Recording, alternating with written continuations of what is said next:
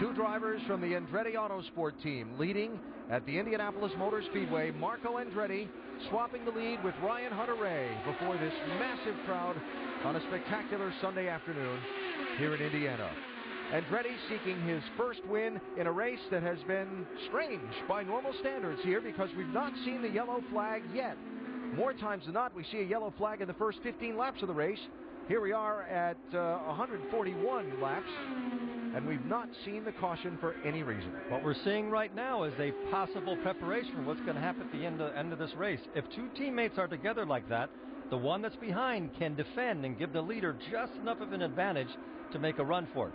So at 350 miles, our Carfax race summary of the day, no cautions, 23 lead changes among 10 different drivers. The most laps led, Helio Castroneves, who's seeking his fourth win. Just two cars are out of the race. Buddy Lazier and Graham Rahal are retired.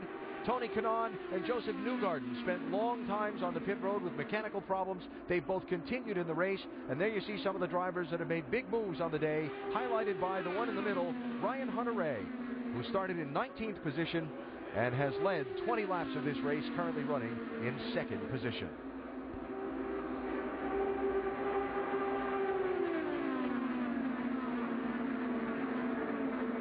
It's sort of a cruel legend here at the Speedway. The famed Hall of Fame public address announcer Tom Carnegie bellowing, and Andretti slows on the backstretch.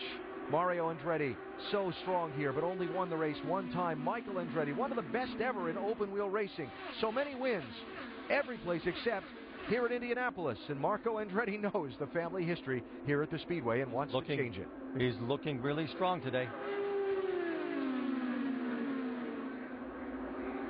We've just had so many heartaches there, so many times that we've come up close, really the three of us.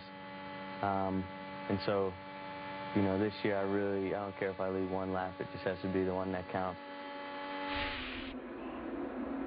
Well, when Mario Andretti won the race in 1969, so many opportunities for this great racing family, but since then, those are some of the things that have happened.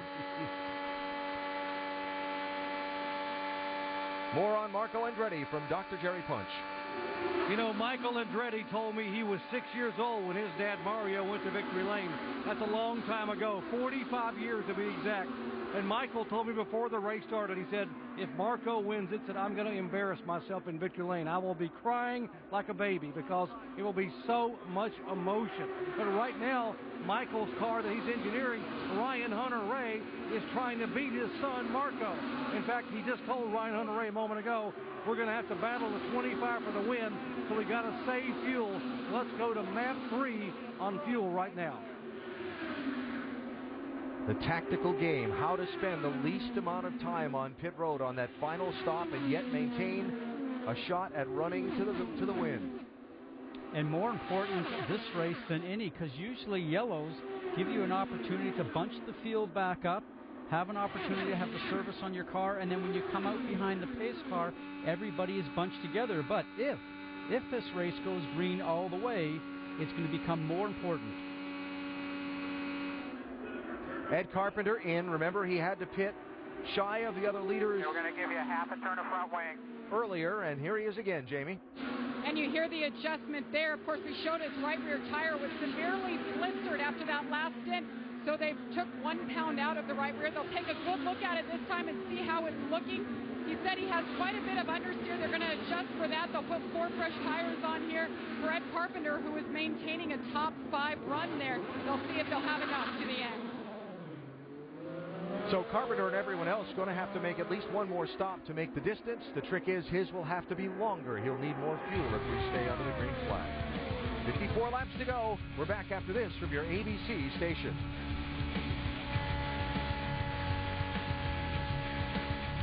Time around, you see them extracting himself from the car off of turn number 2. And this puts Power and Montoya back in play again because everybody's going to regroup.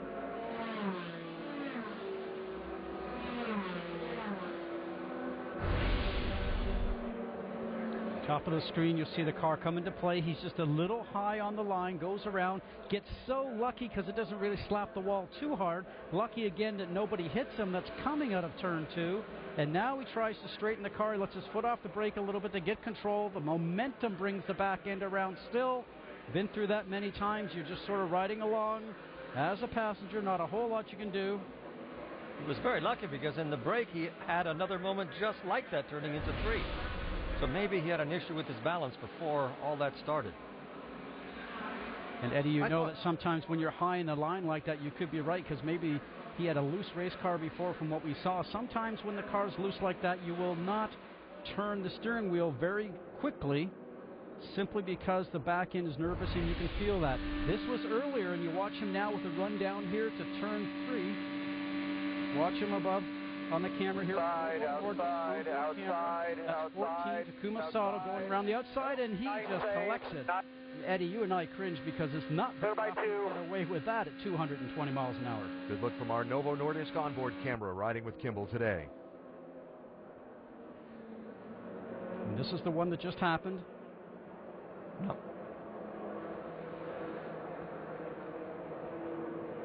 We're going to go on board now, so let's just ride along and listen.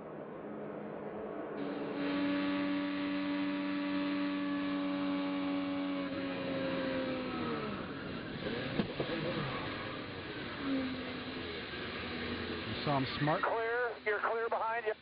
Clear. Smart would take his hands off the wheel when he went to hit the wall. That's just to avoid some hand and wrist injuries. That's no fun. Safety crew fired up the 83, put the steering wheel back on, and he has driven back around to the pit lane. So Marco Andretti leads. Ryan Hunter-Reay runs second. I don't know, man. Cars, I've got an advantage right now that I'm not going to say on the radio, but I'm not sure if me being there is being allowed by the downforce or if the car is just that good. Yeah, 10-4. That makes it tough, doesn't it? Now, he's talking about the advantage he has on his teammate, Marco. He's not talking about the advantage in the guy he has behind. Yeah, and we're looking at confident guys. Right, and who's he talking to on the radio? The father of the guy who's the car in front. In front, yes. yes. Who happens to be an Andretti. And the last time they won, I think they put a man on the moon or something like that. So even I saw that. So that's the thought of the driver sitting second. How about the thought of the 2008 winner, Scott Dixon, who sits in fourth? You need more downforce to pick it up, or we can take some out? I think we're going to have to take some out to be racy, man. We copy that. So what he's saying is he's just not fast enough. Update on Dixon from Vince. Well, and Eddie, you're talking about he's not fast enough, and that's why they've got to take the downforce out, as Dixon just said on the radio, because he knows he's going to have to be faster if he's going to get up there and contend with Ryan Hunter-Reay and Marco Andretti. They'll look to make that change on this stop. Their pit stops, by the way, have been flawless so far. They've really made up time on pit lane. They really have to be careful as don't take out too much downforce that he can't get up the back of somebody's gearbox in the corner. Marco Andretti had that in the beginning, and he had those blistered rear tires. So you've got to get it just right that you can hang on for that final rush. And the pits are open. So Andretti Autosport having a fine day with all 5 of its cars in the top 10. Kurt Busch in that last run moving up smartly.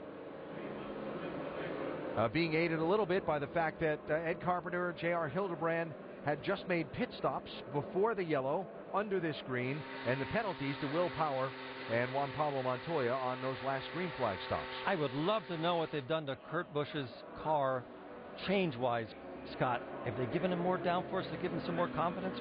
What are they doing to give him a run at the end? Oh, I imagine that's probably the case because he had that mishap the other day, hit the wall. He's a driver now. It's probably looking for security.